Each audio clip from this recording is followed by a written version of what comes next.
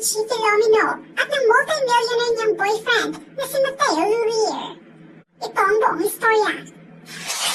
Ikinabigla ng mga netizens ang pumutok na balitang hiwalay na di umano si Chi Filomeno sa multi-millionaire boyfriend na si Mateo Luria. Kasunod ito ng mapangahas na impormasyong ibinahagi ng tinaguriang pambansang marites ng bansa na si Sian Gaza.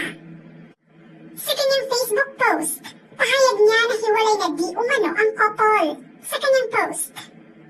Puro negative na yung mga balita around the world. Kaya ito, good news muna tayo mga Mars. Chi Filomeno at Mateo Luria, hiwalay na. Jake Cuenca, nagpainom sa BGC.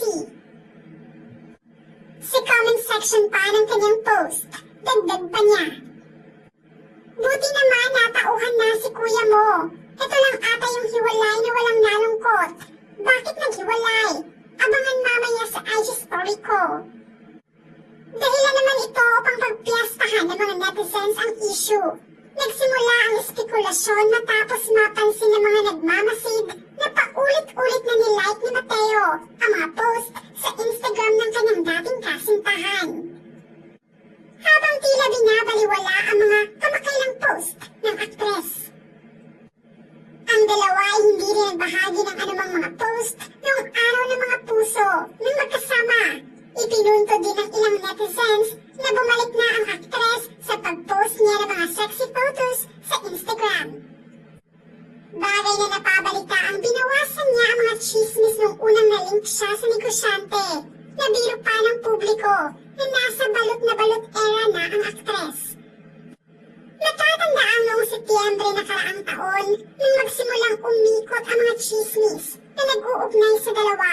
Ang hiwalayan ng aktres sa nobyo niyang si Jake Cuenca ay lalong nagpatindi ng usapan na nakikita niya ang chef at negosyante mula sa Cebu.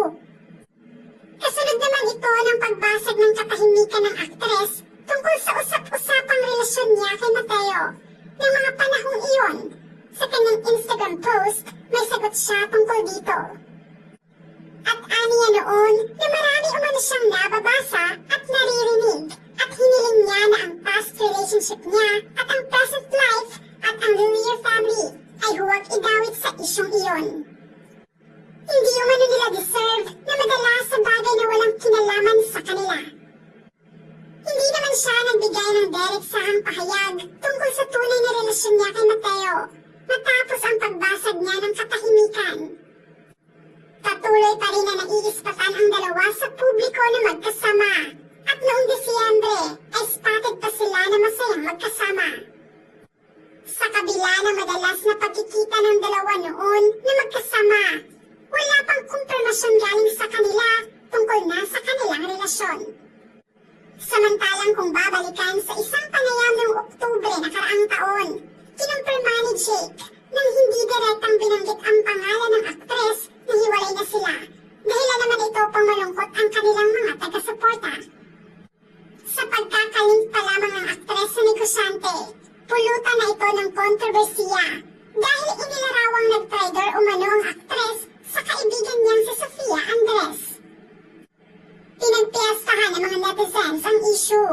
Nagsimula ang awayan matapos ibunyag ni Chi Filomeno sa TikTok na binablock siya ni Sofia sa Instagram na inakasahan siyang peke.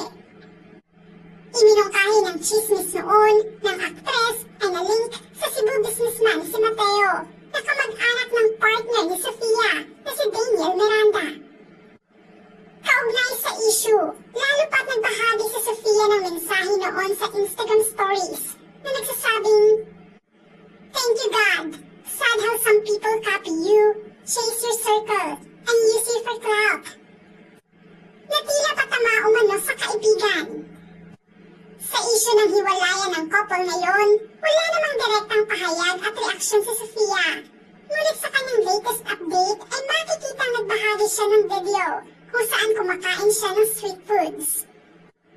Ngunit mas naintriga pa ang karamihan dahil sa caption ng isa pa niyang posted video na nagsasabing, "Oh, you know, natila patama sa breakup issue ng couple."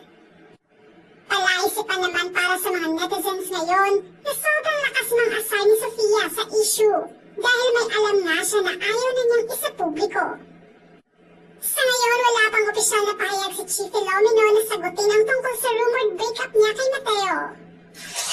Ano ang masasabi niyo sa hiwalayan ni Chief Filomeno sa multi-millionaire boyfriend niya na si Mateo Luria? Just comment below.